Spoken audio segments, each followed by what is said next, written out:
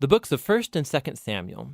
They're two separate books in our modern Bibles, but that division is due simply to scroll length. It was originally written as one coherent story.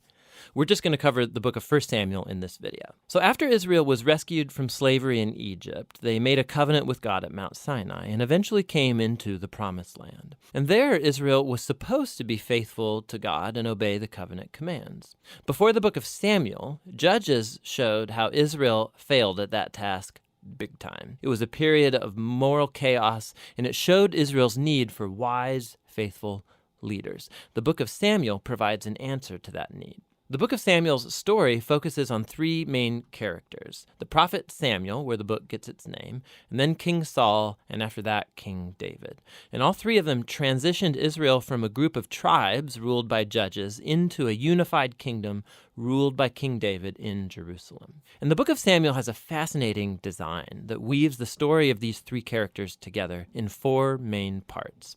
Samuel, he's the key leader and prophet in the first section of the book, but then he also plays a key role in the next section, which is Saul's story, and it's told in two movements: Saul's rise to power and then his failures.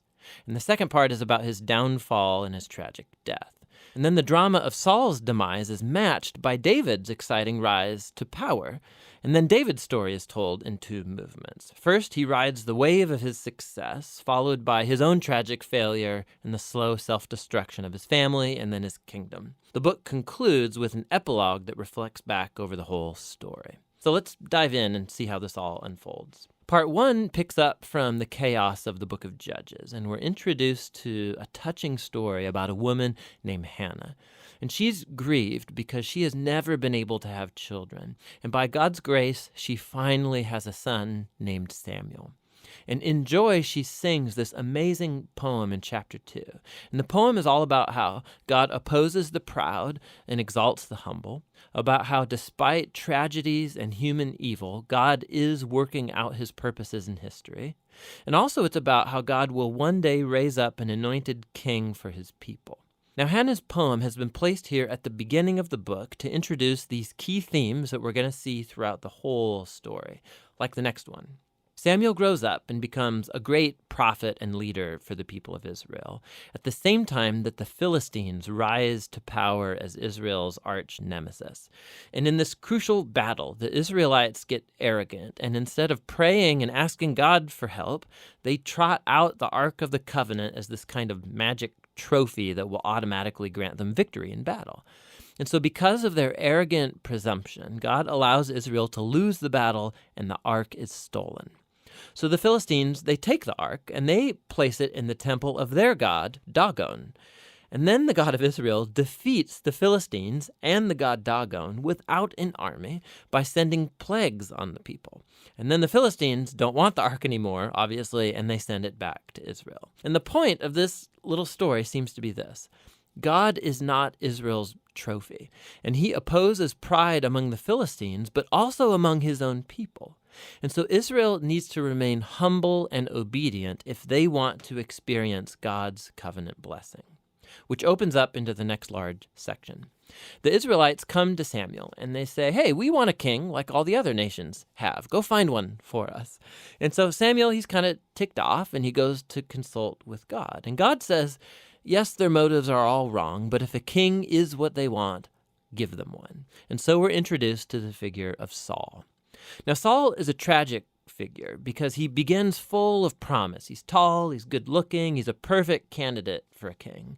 But he has deep character flaws. He's dishonest, he lacks integrity, and he seems incapable of acknowledging his own mistakes. And so these flaws become his downfall. He wins some battles at the beginning, but his flaws run so deep, he eventually disqualifies himself by blatantly disobeying God's commands. And so the aging Samuel confronts Saul and Israel. He had warned the people that they would only benefit from a king who's humble and faithful to God. Otherwise, the kings of Israel will bring ruin. So he informs Saul that God is going to raise up a new king to replace him. And so Saul's downfall begins, as God at the same time is working behind the scenes to raise up that new king. It's an insignificant shepherd boy named David. He's the least likely candidate to be king, but the famous story of David and Goliath shows that God's choice of David is not based on his family status, but simply on his radical and humble trust in the God of Israel. And so this story embodies all of the themes of Hannah's poem. Proud Saul and Goliath are brought low, while humble David is exalted. From here, we watch Saul slowly descend into madness, while David rises to power. So David starts working for Saul as a general, and he's winning all of the battles, and he's also winning all of the fame.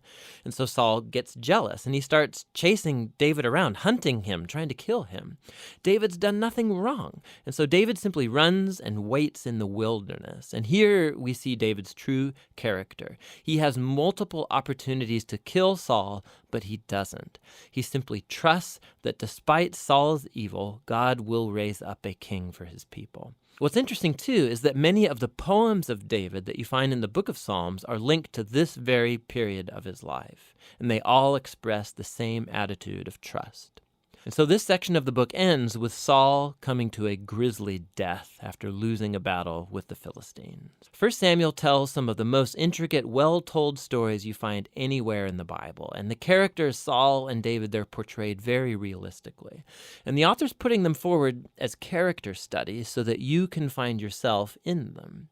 So in Saul's story, we see a warning. It's crucial that we reflect on our own character flaws and how they harm us and other people.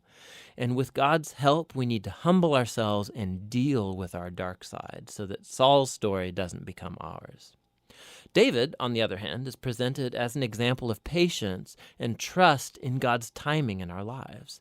And so he's running in the wilderness, being chased by Saul. David had every reason to think that God had abandoned him, but that's not what he thinks. And so David's story encourages us to trust that despite human evil, God is working out his purposes to oppose the proud and to exalt the humble. And that's what 1 Samuel is all about.